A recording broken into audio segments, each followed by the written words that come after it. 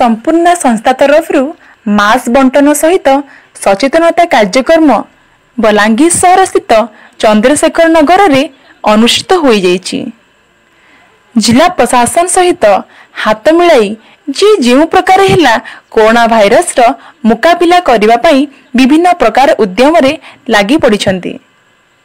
Corona virus रो टीका किंबा औषध बाहरी नाही, तेणु करी निजर रोग प्रतिरोधक शक्ति बढ़ाइबार उपाय को नहीं सचेतन करथिले। जेमिति दैनंदिन जीवन रे आंबे तुलसी, अदा, गुजराती, अश्वगंधार काढ़ा बनै पीबा, ता सहित हलदी रसुण, ताजा पनीपरिबा, फल व्यवहार करिबा एवं जोग प्राणायाम करी निज निजर प्रतिरोधक शक्ति बढ़ाइबा, तेबे आंभे ए महामारी निजको बंचाई पारिबा। एही कार्यक्रम रे सभानेत्री संतोषी मेहर, संपादिका रश्मि पात्र, जुग्म संपादिका नलिनी प्रभा शतपथी, कोषाध्यक्ष संजली शतपथी तथा पुष्पांजलि मेहर, ममता बेहेरा, सबिता मेहर और अन्य सदस्य माने उपस्थित रही सहयोग करथिले। मो ना होची रश्मि पात्र। आमे समस्त गोटे एनजीओ ग्रुप करिचो, संपूर्ण बोली गोटे एनजीओ ग्रुप करचो। सेथिरे हमर उद्देश्य होची लोक मानकर सेवा करबा। आउ जे माने कोनोसी सरकार तरफ जे कोनोसी बाध्यक भत्ता, जननी सुरक्षा योजना, ए कोविड-19 रो विषय की किछि जानि नहंती, सेमान को आमे सब बुझेबो, सब करबो, जो द्वारा कि एते बडा जो विपत्तिटा आसी हम देश को, सेथि पई आमे तार केमती समस्त लोक मान को बुझेकि आमे एई रोगटा को भल करि परियो, सेही चेष्टा आमे करूचो।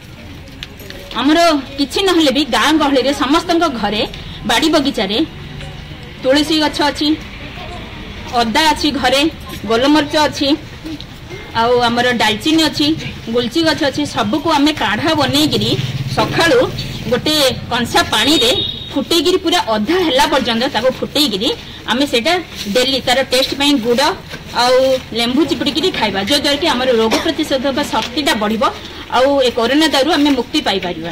खाली जे कोरोना बोली नहीं, ता ठारू भी बड़ महामारी रोग आसिले भी आम देह रे जदी रोग प्रतिरोधक शक्तिटा बढ़ी थिबो ताहाले आउ जे कोनोसी रोग भी हमको अटैक सहज रे करि परिबो नहीं। सेथि पई आमे सबुदिन काढ़ा बनेगी समस्त पीवा उपदेश दौचु। आउ डिस्टेंस मेंटेन करिवो, 1 मीटर दूरत्व रे रहिकिरी आउ हाथ रे सैनिटाइजर लगेबो किंबा ग्लोव लगेबो, मास्क पिंधिबो, प्रति 20 मिनिट रे 20 सेकंड पर्यंत भल भाव रे हाथ को सफा करिवो। बाहर को किंबा कोनोसी जगह को गले घर को आसला मात्रे संगे संगे हाथ गोड़ भल भाव धोईकिरी साबुन रे भल करी हाथ को धोइबो, जो द्वारा कि ए जीवाणु मुक्त आमे परिचय देबे। हूँ संतोषी मेहर, एनजीओ ग्रुप रो सभापति।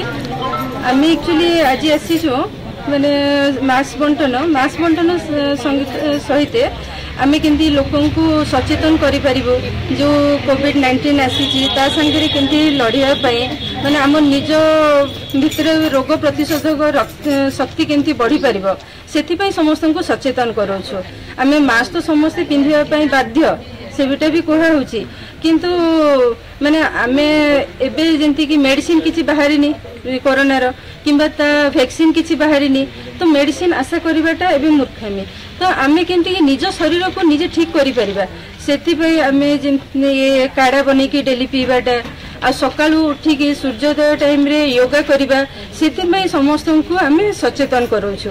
आगु भी आम आगु आम संपूर्ण एनजीओ तरफ जाकि अनेक जगह सब कम करुचु। इवेन समस्त को तो बताऊँ, संगे गाई गोरु है कुकुर है खाଇବା पीवा देवाई से सब भी व्यवस्था कराऊँगी। जिते बड़े जमी जो जगह आम दरकार पड़ो आम जी साहाय्य कर समस्त को सेटा करने सब बेले आम प्रस्तुत अच्छु। आग को भी रही करुचु, बहुत किसी करने आशा रखुचु। आम ग्रुप 10 जन अच्छा। बलांगीर संजय कुमार मिश्र रिपोर्ट, ओडिया दर्पण।